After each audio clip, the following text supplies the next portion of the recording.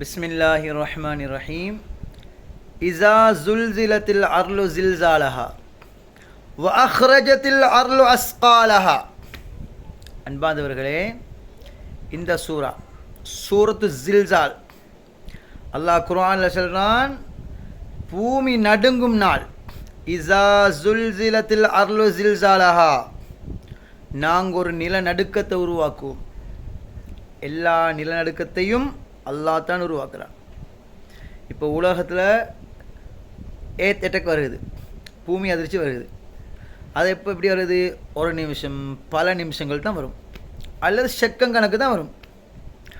அப்படி வந்தால் என்ன செய்யும்னா, வீடுகள் இடிஞ்சு, கட்டிடங்கள் இடிஞ்சு, பூமிக்கு மேலே ஈக்குதெல்லாம் அப்படி உள்ளுக்கு பெய்த்திடும்.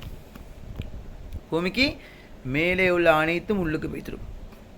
ஆனால் கியாமத்து டைமில் அல்லாஹ் ஒரு பூமி அதிர்வு ஏற்படுத்துவான், பூமி அதிர்ச்சி ஏற்படுத்துவான். எப்படி என்றா, பூமி பிளந்து பூமிக்குழிக்கு எல்லாம் வெளியே வரும், எல்லாம் வெளியே வரும். செத்த மையத்துக்கள், புதையல்கள், சூனியங்கள் எல்லாத்தையும் வெளியே கக்கி போட்டுரும். எல்லாத்தையும் பூமி வெளியே கக்கி போட்டுரும். வ அஹ்ரஜத்தில் அர்லு அஸ்காலஹா, பூமியிலுக்கு எல்லாத்தையும் வெளியாக்கிடும். அன்பாந்தவர்களே, இந்த சூரத்து ஸில்ஸால் இது எதற்கு ஓதுவது தெரியுமா? இந்த சூரத்து ஸில்ஸால ஒரு நாளைக்கு 77 தடவை ஓதணும்.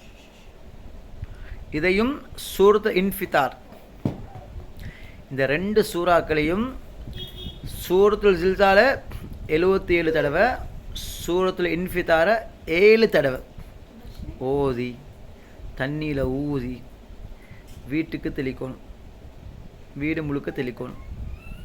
அப்படி தெளிச்சிங்கன்னு சொன்னால் சூனியங்கள் செய்யப்பட்டிருந்தால் அது அப்படியே வெளியே வந்துடும்.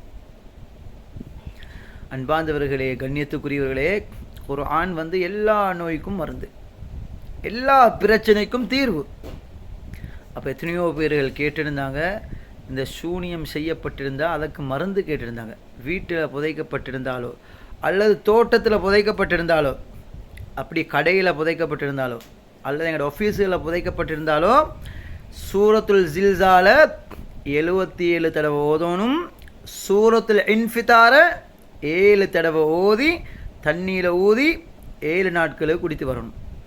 அப்படி இல்லையா 21 நாட்கள் குடித்து வரணும். இன்ஷா அல்லாஹ் அப்படி சூனியங்கள் புதைக்கப்பட்டிருந்தால் நிச்சயமாக வெளியாக்கும் இன்ஷா அல்லாஹ். அதனால் ஓதுங்கோ, நம்பிக்கையோடு ஓதுங்கோ. அல்லாஹ் எல்லா விடயத்தையும் ஹைராக்கி தந்துடுவான். நாங்கள் ஓதுவது ஏன் பலிக்குதில்லை காரணம் தெரியுமா? இந்த உறவுகளை பிரிஞ்சு போட்டு ஹராங்கள் உடம்பில் கலப்பட்டிருந்தாலும் என்னோட ஓதல் பலிக்காது. நம்பிக்கையோடு ஓதணும். ஆரம்பத்தில் அல்லாஹ் புகழ்ந்து போட்டு சலவாத் ஓதி போட்டு பிஸ்மில்லா சொல்லி இந்த சூறாவை ஆரம்பித்து ஓதணும். அப்போ கட்டாய நம்பிக்கையோடு ஓதி பாருங்கள், எல்லா விடயமும் ஹைராய் பெய்திடும் இன்ஷா அல்லாஹ்.